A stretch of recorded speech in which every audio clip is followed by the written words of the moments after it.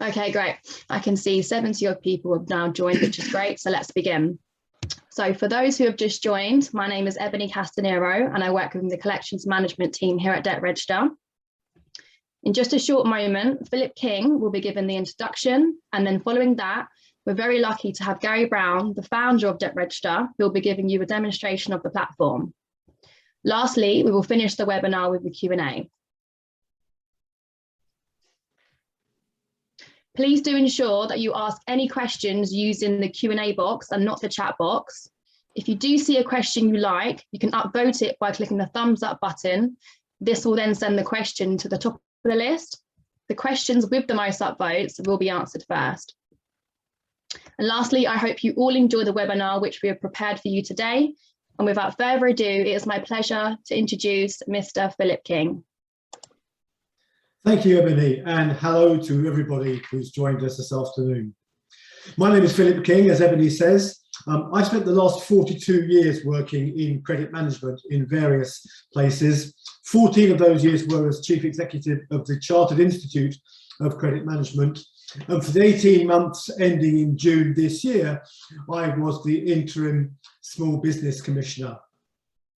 Throughout that career, I built up a passion in credit management, a passion in talking about the importance of cash flow to business, and a passion for SMEs and their importance to the economy and helping us recover from the pandemic we've been suffering over the last 18 months.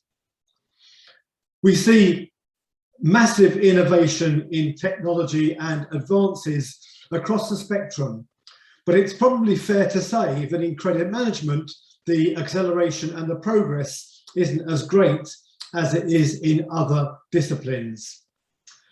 I'm working with Debt Register because I love the people, I love what they do, and I love the value and the difference they make to business. Taking legal action is expensive, it's taking longer than ever with increasing court delays, and it's time consuming. The Debt Register system has collected debts in 67 countries, and it can be really effective, but don't take my word for it. An on-the-market invoice that was 1,499 days overdue was paid within 45 minutes of upload. A Henry Schein debt with the oldest invoice being 888 days overdue was paid within 27 hours. A debt of $1.1 million from a French debtor was collected for Commscope. And Ecolab shares that it's found using Debt Register to be completely cost neutral. Let me introduce Gary Brown, the brains behind Debt Register and the company's founder, to tell us more about how the system works and what its benefits are. Gary, over to you. Thank you, Philip. Good afternoon, everybody. Thank you for your time today. Please do use the Q&A to ask questions. Debt Register is a consequence-led payment accelerator delivered in partnership with Dun & Bradstreet and Experian, designed to minimize overchasing and get you paid directly within 7 days.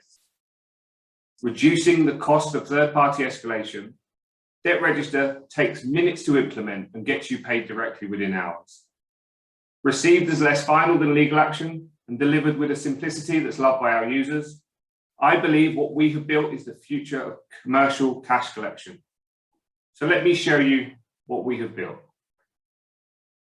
Here is the dashboard screen available for all users, and all accounts that require the user's attention are notified through their dashboard, signified top right-hand side here with the bell and the 8 alerts, which we'll come back to. Looking at the users, we don't sell Debt Register on a seat basis, so you can have an unlimited amount of users. One of the users becomes a primary user, and within the company settings, the primary user can set the enforcement of the Late Payment of Commercial Debts Act, which is added to the debt at load. They can opt into an automatic follow-up communication, which is triggered following the read receipt that we'll explain further later. And they can also upload the bank details and the credit card payments. Part of Debt Register is about getting you paid directly as quickly as possible. So with every communication that we send, we push your bank details and your credit card payment, irrespective of the currency that we're chasing, to your debtor. Each individual user has an ability within the user preferences to set how frequently they receive notifications from the system, which in-app alerts they get to see, and also they can opt in to pushing their email address and their telephone number to the debtor communication, enabling the debtor to direct themselves directly into the credit team to address the arrears of the outstanding debt. Now, it starts with getting debts into Debt Register. So all we require is you to be able to output from any of your accounting packages into Excel a basic piece of information on the debt, which I've prepared here in a template. So we will allow you to upload more than one debtor contact per debt and more than one email address per debtor contact. And when you upload your debt into Debt Register, we validate the existence of those email addresses against a database of 90 billion live emails. So if you have an email address that's incorrect, we will be able to notify you at your point of load that that email address is not going to work during the chase cycle. We also use Debt Register very efficiently, as Philip mentioned, to chase international debts. Debt Register is time zone intelligent, so it will hold any communication when you upload where the time zone of your debtor country is not between the hours of 9 to 5, and send it at 10 a.m. local time. Debt Register recognizes all public holidays, so it will hold any communication. So if we were chasing an American debtor on the 4th of July, obviously it would hold that and send it at 10 o'clock on the next working day. And Debt Register can also communicate in French, Italian, Spanish, German, and English. So any country that leads with that as the main language, the communication will be sent in the appropriate language. When you upload the breakdown of the debt to Debt Register simply takes the amount, adds it together, and then adds any interest and compensation where you've opted in for it. It's not an accounting package, so you don't have to double account and push payments into Debt Register. You do that and record those in your accounting package. You can push multiple currency debts at the same time, and you can also assign the debts to multiple collectors at any one point. And all debts are put through by creating a map. So we're just going to push this account into Debt Register. I did create a map earlier. Ultimately, the map requires you to tell the system what the headers are in your spreadsheet, and then Debt Register will tell you what the headers are called in Debt Register, and you just match the two together. So here, we'll pull the file we've got, take the preloaded map and upload the debts. Runs a small amount of validation, checking if there's @ signs in the email address and the emails are the right format, making sure there's no alpha fields in any numerical dominant field like a phone number. Once those debts are into the system immediately communicates with the debtor. There is no lag, it's completely instant, the communication set. Looking at those debts on the dashboard, we can see here the email read receipt. So we track every email and when it's been read. Each individual debtor contact and each individual email address per debtor contact is uniquely tracked. So we'll be able to tell the credit controller which email address has triggered the read receipt to direct, if needed during the chase cycle, the credit controller can engage the debtor and drive payment of the debt. We also track where the debtor logs into the debtor portal. So let's have a look at what the debtor looks at, because I created an account earlier. So we've got this email address here mimicking a debtor account. We've just got the 3 emails that have just come in. One from a French debtor in French, ironically a German debtor in German. And having a look at the English version of the email, you can see here, we communicate who the money is owed to, how much is outstanding, and who the money is owed by. We advise them the consequence of Debt Register, which is what drives payment to be made directly to you within 7 days. That if they don't make payment, that they will be reported to international credit reference agencies, which includes Dun & Bradstreet and Experian, and their logo is incorporated at the very bottom of our template. Now going into the options that we discussed, here we've got the credit controller's contact information with the email address and the phone number so that the debtor can direct any communication directly to the team managing the account. Access to the debtor portal, which we'll have a look at in a minute. And then below here, we've got the bank details for the debt that we're chasing and also a credit card link should they want to make payment by credit card. So every communication Debt Register issues, there are 4 points of resolution that the debtor can use to address the arrears of their debt. Looking at the Debt Register portal, when the debtor logs in, they are presented with a banner, again advising them who the money is owed to, who it's owed by, and how much is outstanding, and directing them to the formal response. This is a series of dynamic forms that enable the debtor to advise us that payment's being made, if the payment's been made previously, or that the debt is disputed. In the event of a dispute, the debtors can attach multiple queries and also multiple documents.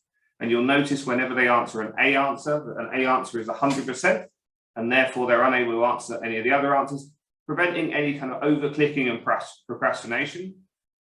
A B answer is a partial answer, so the debtor has to answer either 2 or 3 answers, and again, they can attach multiple details of past payments and multiple supporting documentation. In this instance, we're going to advise that the debtor's making payment today.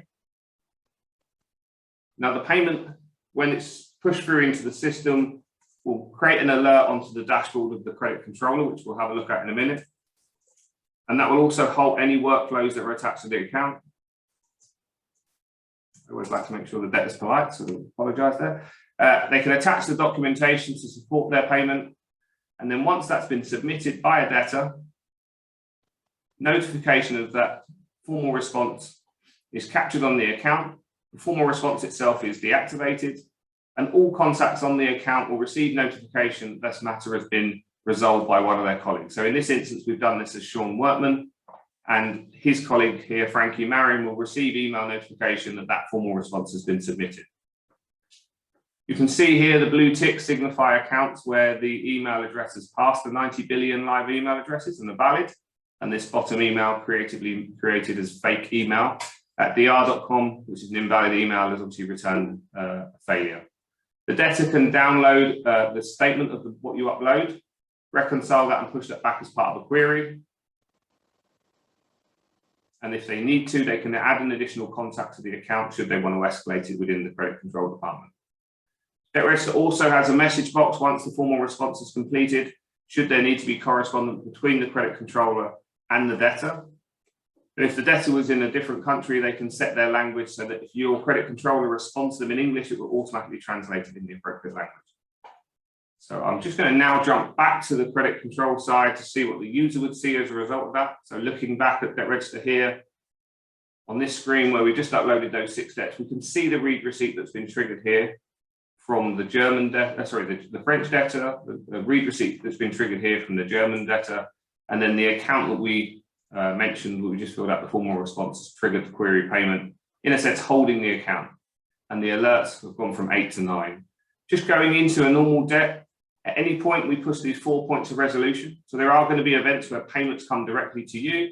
If you receive a payment directly from a debtor, you simply close the account and the matter is resolved and there's no further action that's needed. Every debt at any point in its life cycle only has 2 options for the credit controllers to select. So if this account, the debtor contacted credit control and there was a dispute and it needed to be placed on hold, the account can be placed on hold. If that dispute didn't materialize into being resolved and the debtor still needed to be chased, you could just reactivate the account and the account will continue to chase. Looking at the alerts that have been notified on the account, we click into the alerts, we can see the debt that we just gone into and updated the formal response. Looking at that particular account, as I said, there's the summary of what the debtor submitted. We can see the attachment that the debtor's provided with the payment that was outstanding.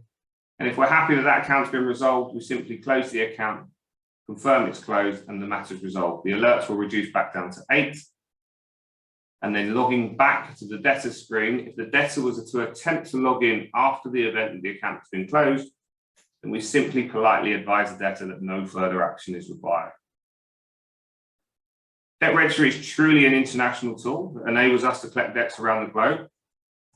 As you can see from this slide, we've recovered debts in 67 different countries. The reason why Debt Register is so effective is because there's no restriction on with jurisdiction. Debt Register is a consequence that you can deliver anywhere in the globe instantly, which will drive payment of your debt to the debtor. I think it's time to hand back to Ebony. I appreciate your time so we can go through any Q&As that have been raised. Okay, great. Yeah, we've got some good questions here, Gary, so I'll get started. Are you GDPR compliant? So yes, obviously, we have to be. There is a GDPR I need to, am I almost, I've got to share my screen. Let me just jump on the website. So if you jump onto the Debt Register website, there is GDPR. I'm just going to get it up before I share my screen.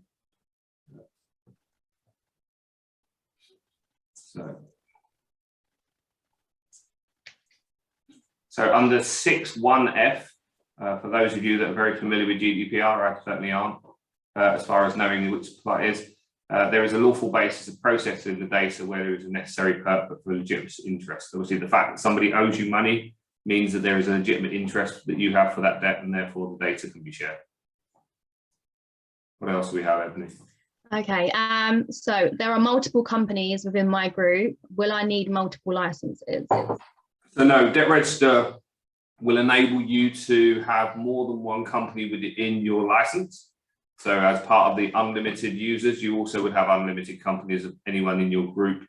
The licenses are sold based on kind of region. So you would buy a license for any revenue billed out of the UK, or UK and Ireland, or UK and US, or EMEA, or any of the countries that you need to add into your license.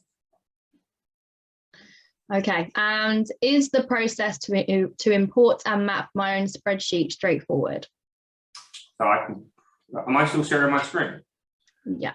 Okay, let me go through and show you how easy it is to create a map. So if I'm going to go back into the upload debts, I choose the file that I want to upload. I create a name for the file, and then upload those debts, and then it will just pull through the spreadsheet and the headers of the spreadsheet that I've got. So here on Debt Register are the names of the fields that we are looking for. And on the left, we just need to go through and create the connection between the fields. And once this is done, which is a one-off exercise, it literally is then available for all users on the account. Obviously, if you've got multiple companies within your group, then you may have different outputs. So you might need to create a different map per company. Each map enables you to load multiple debts into the system for multiple users and multiple currencies. So due date, amount, currency. Once that's done, debts are pulled through exactly the same way. So exactly from here forward is exactly how I showed you in the demonstration. The map's created, confirm those debts, it will push those debts into the system. Running the validation. So we've obviously just pulled those 6 accounts back in again. I use the same file, but when I go back to use the upload ever again, that's now saved. So that test load is there and I can just keep reusing. Okay, and the next one is, once my debtor has been reported for non-payment, how long does it take to impact their credit record? The reporting of a debt is instant, so it will go straight into the credit file and it will sit on the debtor's credit file as notification. And also, the ability to reverse that's also instant. So if a debtor is reported, then payment is received, then we can remove that instantly. There is a lag that we put on the debt between 48 hours. So at the point that the client flags an account as reported, we issue a final communication to the debtor to say the client has told us this debt needs to be reported. You need to tell us within the next 48 hours if there's any reason why it shouldn't be reported. And that's predominantly because we're working with very large corporates who've got lots of different bank accounts and suspense accounts and everything. So it's just a matter of trying to capture any problems that can arise from that. So yeah. Okay, and we've got one last question here. How does your data security work?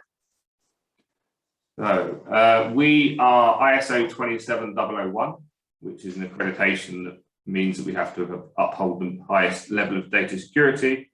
The platform itself is hosted on AWS, which is part of the Amazon Web Services, which is one of the most secure places for holding data.